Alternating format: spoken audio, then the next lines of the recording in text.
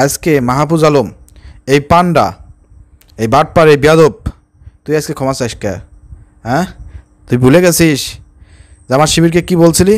তুই শিবিরকে হুমকি দিছিলি ঢাকা বিশ্ববিদ্যালয়ের শিবিরকে দেখে নিবি। তুই এই ধরনের হুমকি দিস মানে কিসের আশায়, কোন ভরসায়? তুই উপদেষ্টা, এই জন্য তোর উপদেষ্টা কি আমরা গুনি? তোকে ওই উপদেষ্টা পদ দিয়েছে কারা? কার কোঠায় তুই গেছিস? আসসালামু আলাইকুম রহমতুল্লাহ। প্রিয় দর্শক, অবশেষে উপদেষ্টা মাহফুজ আলম জামাত শিবিরের কাছে ক্ষমা চেয়েছেন। শিবির সহ বাংলাদেশে আরও যারা ইসলামপন্থী ছিলেন এবং যাদের বিরুদ্ধে মাহফুজ আলম এর আগে কথা বলেছে, মন্তব্য করেছে, তাদের সবার কাছে ক্ষমা চেয়েছেন। দর্শক, এখন বিষয়টি হচ্ছে মাহফুজ আলমকে জামাত শিবির সহ বাংলাদেশের লোকজন তাকে ক্ষমা করবে কিনা। দর্শক, মাহফুজ আলম ফেসবুক পোস্টে কি বলেছেন একটু আপনাদেরকে পড়ে শোনাচ্ছি, এরপরে আমরা আলোচনা করব যে জামাত শিবির মাহফুজকে ক্ষমা করবে কি করবে না। মাহফুজ আলম লিখেছেন, ব্যক্তির আদর্শ, সম্মান ও আবেগের চেয়ে দেশ বড়। দেশপ্রেমিক শক্তির ঐক্য অনিবার্য। পুরাতন যে কোনো বক্তব্য ও শব্দচয়ন যা বিভাজনমূলক ছিল সেগুলোর জন্য আমি আন্তরিকভাবে দুঃখিত। সরকারের আর একদিনও থাকলে অভ্যুত্থানের সকল শক্তির প্রতি সম্মান ও সংবেদনশীলতা রেখে কাজ করতে চাই। পুরাতন বন্দোবস্তের বিভেদকামী স্লোগান ও তকমাবাজি যা বৃহত্তর জনগোষ্ঠীকে হত্যাযোগ্য করে তোলে সেগুলো পরিহার করলেই আশা করি ভবিষ্যৎ রাষ্ট্র গঠনতান্ত্রিক ও অন্তর্ভুক্তিমূলক হবে। বাংলাদেশের শত্রুরা ঐক্যবদ্ধ ও আগ্রাসী, সার্বভৌমত্ব ও গণতান্ত্রিক সকল প্রতিষ্ঠা হুমকির মুখে। দেশপ্রেমিক জনগণ যারা জুলাই অভ্যুত্থানে ঐক্যবদ্ধ ছিলেন তাদের সামনে দীর্ঘ পরীক্ষা। এই পরীক্ষা ঐক্য এবং ধৈর্যের। এই পরীক্ষা উতরে যেতেই হবে। মাহফুজ আলম। প্রিয় দর্শক, মাহফুজ আলম এখানে সে বলতেছে যে আগের যে আমি শব্দচয়ন করেছি, যে বিভাজন সৃষ্টি হয়েছে আমার বক্তব্যের মাধ্যমে, আমার পোস্টের মাধ্যমে, তার জন্য আমি আন্তরিকভাবে ক্ষমা চাচ্ছি। প্রিয় দর্শক, আজকে মাহফুজ আলম, এই পান্ডা, এই বাটপার, এই বেয়াদব, তুই আজকে ক্ষমা চাস কে? হ্যাঁ, তুই ভুলে গেছিস যে আমার শিবিরকে কি বলছিলি? তুই শিবিরকে হুমকি দিছিলি ঢাকা বিশ্ববিদ্যালয়ের শিবিরকে দেখে নিবি। তুই বলেছিলি, কি বলছিলি? তুই বলছিলি যে শিবিরের জামাতের মুরব্বীদের যে অবস্থা হয়েছে তার সে কয়েক ডাবল খারাপ পরিণতি হবে জামাত শিবিরের। এই ধরনের হুমকি দিছিলি না? তুই এই ধরনের হুমকি দিস মানে কিসের আশায়, কোন ভরসায়? তুই উপদেষ্টা, এই জন্য তোর উপদেষ্টা কি আমরা গুনি? তোকে ওই উপদেষ্টা পদ দিয়েছে কারা? কার কোঠায় তুই গেছিস? শিবিরের কোঠায় গেছিস। তো তোর পিছনে নাই কোনো ছাত্র জনতা, নাই কোনো সাপোর্ট, তোকে কেউ ভালোবাসে না। তাহলে তুই জাস্ট 2 দিনের জন্য উপদেষ্টা হয়ে তুই বাংলাদেশের জামাত শিবিরের বিরুদ্ধে কথা বলিস যে জামাত শিবির আজকে 50 বছর ধরে বাংলাদেশের মাটিতে রাজনীতি করতেছে, সমস্ত রকমের অপপ্রচার, মিথ্যাচারের বিরুদ্ধে লড়াই করে আজকের এই অবস্থানে জামাত শিবির বাংলাদেশে বর্তমান 2টা বড় বড় রাজনৈতিক দলের মধ্যে 2য় নম্বর অবস্থান করতেছে, বিএনপির পরে জামাত শিবির। আর জামাত শিবিরকে আগামীতে বাংলাদেশের মানুষ ক্ষমতায় দেখতে চাচ্ছে, তুই সেই জামাত শিবিরকে হুমকি দিস? এটা কি তোর মানায়? তোর কি আজকে জ্ঞান ফেললো? হ্যাঁ, এই বেয়াদবটা এখন ক্ষমা চাচ্ছে। কী কারণে ক্ষমা চাচ্ছে? সে বুঝতে পেরেছে ওর গদি আর থাকবে না। ইতিমধ্যে আপনারা দেখেছেন বিএনপি নেতা ইশরাক মেয়রের দাবিতে তার নেতাকর্মীদেরকে মাঠে নামিয়েছিলেন, দীর্ঘ 8 দিন ধরে আন্দোলন করছে। সর্বশেষ আন্দোলনে ইশরাক হোসেন আজকে এসে বলে গিয়েছে আগামী 48 ঘন্টার মধ্যে 2 উপদেষ্টা হাসিব এবং মাহফুজ তাদেরকে পদত্যাগ করতে হবে, নাহলে আবার আন্দোলনে ডাক দেবে। এখন আর মেয়র ভোট সে চায় না, তার একটাই দাবি এখন ইশরাকের, যে এই মাহফুজ আর হাসিবের পদত্যাগ। আরে বেটা, তুই যখন জামাত শিবিরের বিরুদ্ধে কথা বলেছিস, জামাত শিবির লোকজন তোর পদত্যাগের জন্য কিন্তু অনলাইন সোশ্যাল মিডিয়ায় কথা বলেছে, কিন্তু কি আন্দোলন করেছে? করে নাই। সর্বোচ্চ ধৈর্যের পরীক্ষা দিয়েছে জামাতের আমির থেকে শুরু করে শিবিরের যারা দায়িত্বশীল আছে তারা কিন্তু নেতাকর্মীদেরকে আরও শান্ত থাকার কথা বলেছে, তোদের বিরুদ্ধে কিছু না বলার জন্য বলেছে। তো আজকে টের পাইছোস যে গদি আর থাকতেছে না। জামাত শিবিরের বিরুদ্ধে কথা বলছে, জামাত শিবির তোর উপরে খেপা, এদিক দিয়ে বিএনপির লোকজন খেপা, এদিক দিয়ে ছাত্র জনতা তোর উপরে খেপা, তোর আর যাওয়ার জায়গা নাই। এই জন্য টের পাইছোস যে তোর বক্তব্যের কারণে দেশের মধ্যে একটা বিভাজন সৃষ্টি হয়েছে, দেশের স্বাধীনতা সার্বভৌমত্ব সংকটপূর্ণ, এবং চারিদিকে গুঞ্জন শোনা যাচ্ছে। কি গুঞ্জন?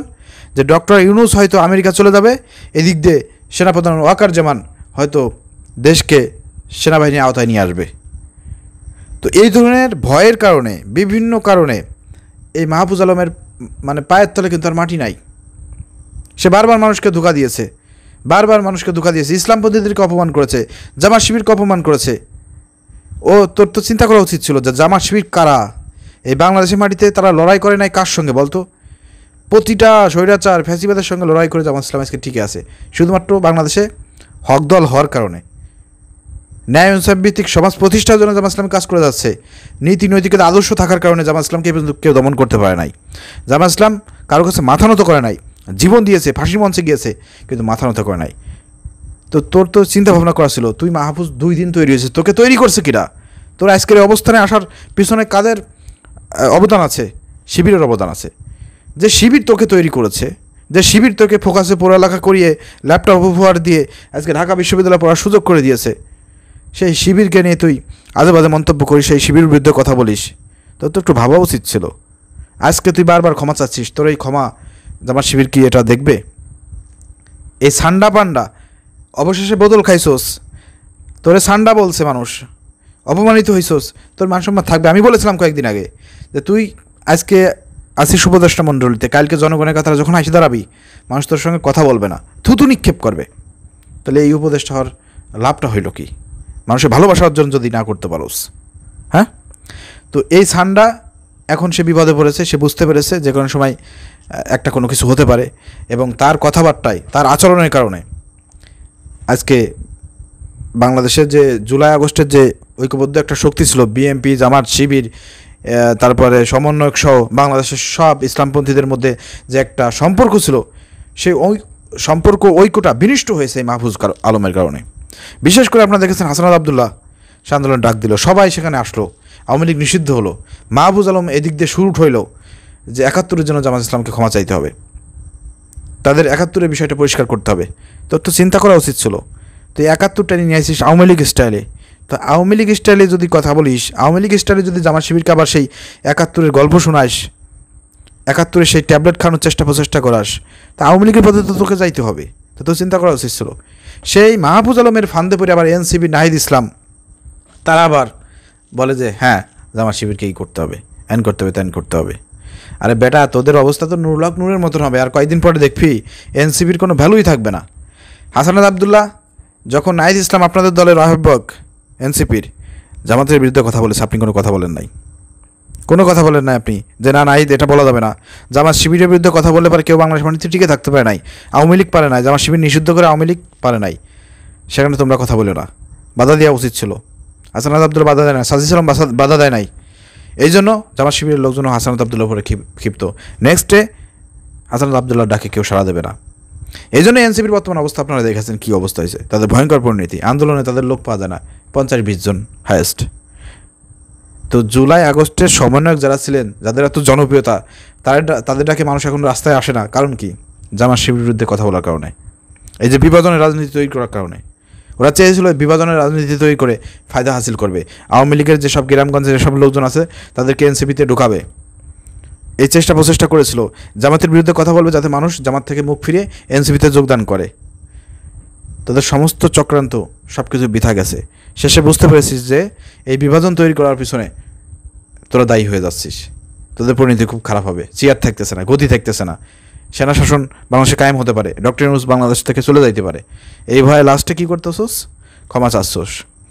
মাহফুজকে কোনোভাবে ক্ষমা করা যাবে না। হ্যাঁ, ঐক্যবদ্ধ হইতে হবে।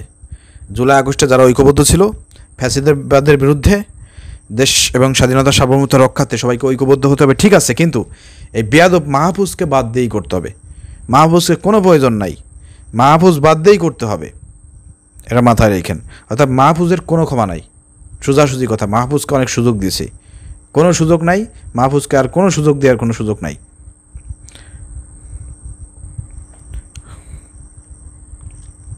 মাহফুজকে আর কোনোভাবে কোনো সুযোগ দেওয়া যাবে না, কোনো ক্ষমা করা যাবে না। মাহফুজের যে পাপ করেছে তার প্রায়শ্চিত্ত করতে হবে মাহফুজকে, এবং এটা আগামীতে ঘটবে দেখবেন। জামাত শিবিরের বিরুদ্ধে কথা বললে বা জামাত শিবিরের বিরুদ্ধে হুমকি দাও, তার ফলাফল তুমি টের পাচ্ছ, আগামীতেও টের পাবা, ঠিক আছে? তো প্রিয় দর্শক, কেমন লেগেছে একটু কমেন্ট করে জানাবেন, ভিডিও শেয়ার করে দেবেন। আসসালামু আলাইকুম রহমতুল্লাহ।